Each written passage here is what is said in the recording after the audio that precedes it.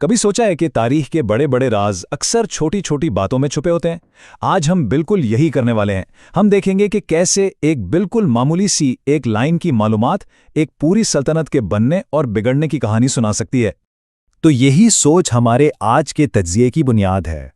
हम सिर्फ एक लाइन उठाएंगे और आप कह सकते हैं कि एक जासूस की तरह उसके अंदर छुपे हुए मतलब की एक एक परत को खोल कर देखेंगे। तो चलें शुरू करते हैं। हर अच्छी कहानी की तरह हमारी कहानी भी एक सुराग से शुरू होती है। बस एक सुराग, और इसी पर हमारा पूरा केस, हमारी पूरी बात टिकी हुई है। और वो सुराग है ये, लेक्चर 89, मुगल सल्तनत का ज़वाल। अब पहली नज़र में तो ये किसी यूनिवर्सिटी के कोर्स का टाइटल लगता है ना? लेकिन क्या ये वाकई इतना ही सीधा साधा है? तो सवाल ये है कि सिर्फ इन चंद अल्फाज से आखिर क्या कुछ पता चल सकता है। चलें इस फिक्री पहेली को मिलकर सुलझाने की कोशिश करते हैं।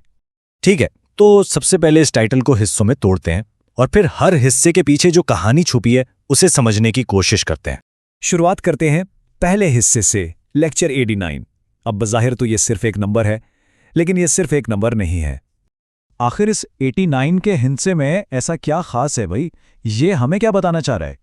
देखें, ये नंबर 89 असल में बहुत कुछ बता रहा है। पहली बात तो ये कि ये किसी बहुत लंबी, बहुत बड़ी सीरीज का हिस्सा है। मतलब इस मौजू पर बात करने के लिए 88 लेक्चर्स पहले ही हो चुके हैं। इससे अंदाज़ा होता है कि ये टॉपिक कितना बड़ा है। और सबसे अहम बात, ये हमें बताता है कि हम कहानी के शुरू में नहीं हैं, बल्कि हम इसके बिल्कुल आखिर के करीब पहुंच चुके हैं। तो ये तो तय हो गया कि हम कहानी के आखिरी हिस्से में हैं। लेकिन सवाल ये है कि ये कहानी किसकी है? इसका जवाब हमें उन्वान का अगला हिस्सा देता है, मुगल सल्तनत। और मुगल सल्तनत ये कोई छोटी मोटी सल्तनत तो थी नहीं। सदियों तक उन्होंने बर्र-ए-सग़ीर पर हुकूमत की और उनकी सकाफ़त, उनकी तारीख़ आज भी हमारे सामने है। तो अब तस्वीर थोड़ी वाज़े हो रही है। ये एक बहुत बड़ी, एक अजीम दास्तान का आखिरी बाब है। और अब हम आते हैं उन्वान के सबसे अहम और शायद सबसे ड्रामेटिक हिस्से पर, खुदवातों का ज़वाल। यहाँ लफ्ज़ों का चुनाव बहुत अहम है। गौर करें, उन्वान खात्मा या फॉल नहीं कहता, वो कहता है ज़वाल यानी डिक्लाइन। अब खात्मा या फॉल तो एकदम से होने वाला वाक़या है, जैसे कोई इमारत धड़ाम से गिर जाए। लेकिन ज़वाल एक बहुत सुस्त, बहुत पेचीदा अमल होता है।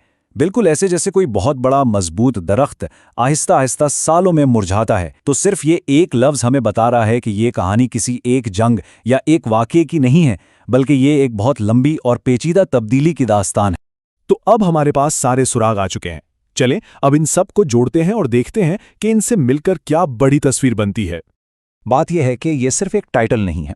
इन चंद अल्फाज के अंदर एक पूरी सल्तनत के बनने, उसके उरूज पर पहुंचने और फिर आखिरकार इसके ज़वाल पजीर होने की पूरी कहानी का एक नक्शा छुपा हुआ है। इसका सीधा सीधा मतलब ये है कि लेक्चर 89 पर पहुंचने से पहले एक बहुत लंबी कहानी सुनाई जा चुकी है। सल्तनत कैसी बनी, उसका सुनहरी दौर कैसा था, और फिर वो कौन सा लम्हा था जब पहली दरार पड़ी और ज़वाल का आगाज़ हुआ। हमारे लेक्चर यानी लेक्चर 89 इस पूरे लंबे सफ़र के बिल्कुल आखिरी मरहले की बात कर रहा है। तो आखिर में बात फिर वहीं आ जाती है कि एक बिल्कुल सादा सी लाइन में भी कितनी गहराई, कितनी ताकत छुपी हो सकती है। एक अकेला उन्वान एक बहुत बड़ी, पेचीदा और अनकही कहानी की तरफ एक दरवाज़ा बन सकता है। और कभी कभी जो कहा नहीं जाता ना, वो कहे गए अल्फाज से भी ज़्यादा मायने रखता है। और यही वजह है कि हमें हमेशा सुत्रों के दरमियान पढ़ने की आदत डालनी चाहिए, क्योंकि जो असल कहानी होती है ना, वो अक्सर वहीं छुपी होती है। बिल्कुल इसी तरह जैसे कहते हैं कि तारीख सिर्फ वो नहीं जो लिखी जाती है, बल्कि वो भी है जिसकी तरफ इशारा किया जाता है। तो आखिर में एक सवाल बचता है। हर टाइटल, हर जुमला अपने पीछे एक पूरी दुनिया लिए हुए है।